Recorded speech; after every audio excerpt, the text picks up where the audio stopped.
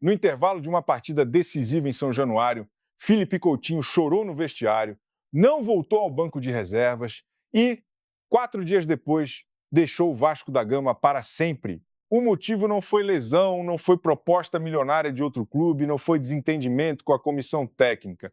Foi uma frase simples, dita por ele mesmo ao mundo: estou muito cansado mentalmente. Um craque que passou por Liverpool, Barcelona e Bayern de Munique saiu do clube onde foi revelado por uma razão que o futebol ainda não aprendeu a lidar direito: o esgotamento invisível que nenhuma tabela de jogos consegue medir. Se você acompanha futebol com atenção e quer análise que vá além da manchete, deixa o like, inscreva-se no canal e comenta a sua opinião lá embaixo. A discussão sobre esse caso precisa ir além do jogou mal. Levou vaia, foi embora. Tem muita coisa acontecendo aqui. O primeiro momento que definiu tudo aconteceu no dia 14 de fevereiro de 2026, em São Januário, durante o jogo entre Vasco e Volta Redonda pelo Campeonato Carioca. Coutinho entrou em campo como titular, fez um primeiro tempo discreto e foi substituído no intervalo. Até aí, nada fora do comum no futebol profissional. O que transformou aquela noite em um divisor de águas foi o que veio depois. A torcida o vaiou ao ser substituído e o camisa 10 simplesmente não retornou ao banco de reservas para a segunda etapa. Enquanto o Vasco seguia em campo e avançava para a semifinal, Coutinho permanecia no vestiário, segundo relatos de pessoas próximas ao clube, chorando. O Vasco venceu. Coutinho não estava mais lá para ver. A ausência no banco foi imediata e percebida por todos. A imprensa brasileira levantou a questão, a torcida se dividiu entre indignação e preocupação, e o silêncio do jogador naquele momento alimentou especulações dos dois lados. 4 dias depois, em 18 de fevereiro de 2026, Coutinho rompeu o silêncio com uma publicação nas redes sociais que virou notícia nacional e internacional.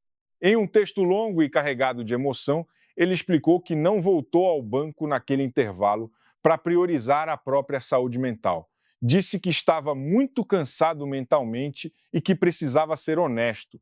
Descreveu sua relação com o Vasco como amor genuíno, afirmou que jamais desrespeitou a torcida, os companheiros ou o clube e comunicou que entendia ser aquele o momento de dar um passo para trás e encerrar o ciclo.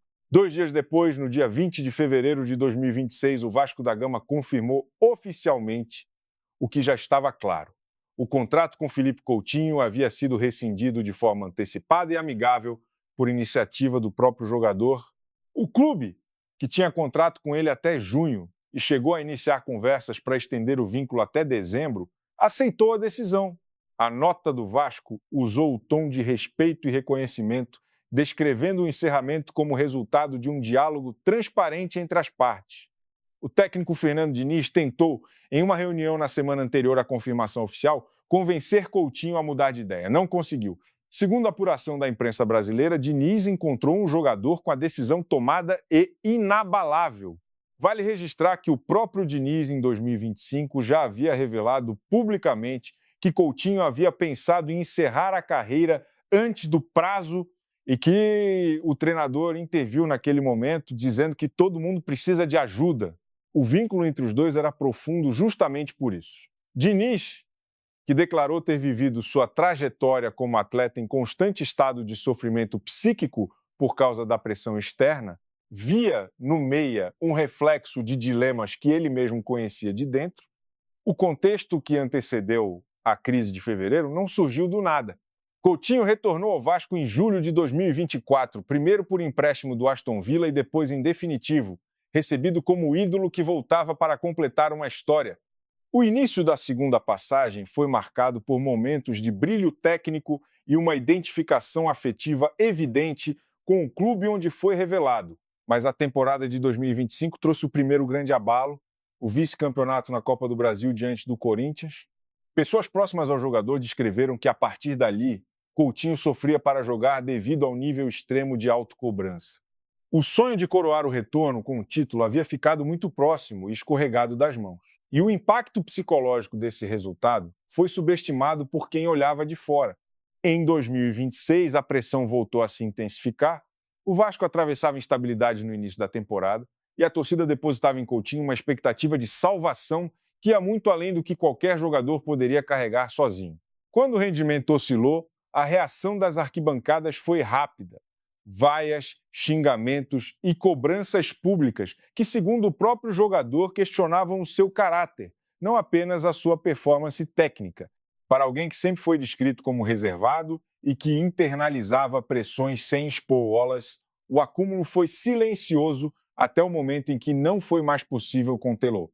O caso Coutinho abre um debate que o futebol brasileiro precisa enfrentar com mais seriedade. A primeira camada é a mais visível: a pressão colocada sobre um jogador identificado como o nome que vai salvar o time. Quando o Vasco entrou em crise, a torcida buscou um símbolo de esperança. Coutinho, pelo histórico, pelo número na camisa e pela narrativa do filho pródigo que retorna, se tornou esse símbolo. O problema é que símbolo não é humano, e humano tem limite. Quando o rendimento não correspondeu à expectativa, a torcida não descarregou apenas a frustração técnica, mas também a sensação de traição de uma esperança que ela mesma construiu. Isso é parte da cultura do futebol brasileiro, mas reconhecer esse mecanismo não significa aprová-lo. A segunda camada é mais complexa e menos discutida. Existe uma diferença real entre criticar um atleta por desempenho abaixo do esperado e continuar a pressão mesmo depois que esse atleta comunica publicamente que chegou ao seu limite psicológico. Quando Coutinho disse "estou muito cansado mentalmente", a conversa deveria ter mudado de eixo imediatamente. O debate sobre se ele jogou bem ou mal, se merecia ou não ser substituído no intervalo, se o contrato deveria ter sido renovado, tudo isso se torna secundário diante de uma declaração de esgotamento. O futebol ainda tem dificuldade enorme de fazer essa transição de perspectiva. A tendência natural é questionar a decisão de sair, interpretar o cansaço mental como fraqueza ou falta de comprometimento e cobrar que o profissional supere o que está sentindo.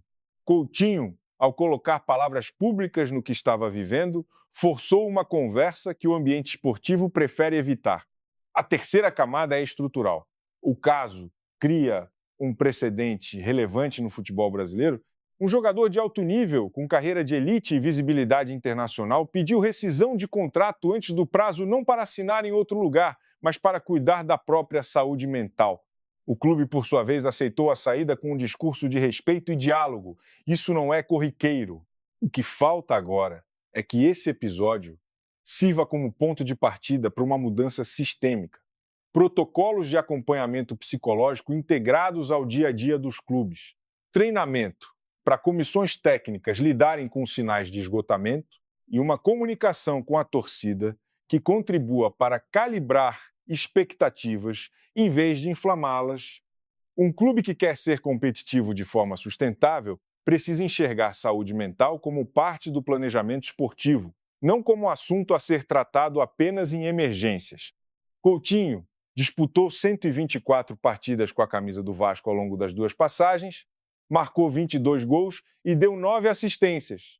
Só em 2026, antes da saída, foi titular em 6 das 7 partidas do clube, marcou 3 gols e deu uma assistência.